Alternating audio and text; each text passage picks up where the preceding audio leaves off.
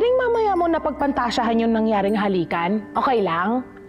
Bakit ka nga pala nagtago kay Jade? Dahil alam ko naman kung saan mauuwi ang lahat, sa away.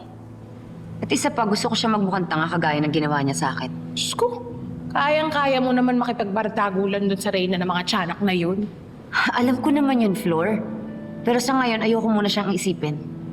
Ang importante sa akin ngayon, makausap ko si Danilo.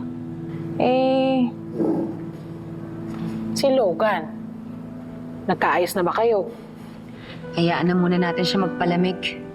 Tsaka, ayoko na muna isipin yung ibang tao. Ang mahalaga sa akin ngayon, si Danilo at si Mookie. Kailangan masabi ko sa kanila kung ano yung totoong ginawa sa akin ni Jade. Para mabawi ko sila. Si Danilo, kailan ulit kayo magkikita?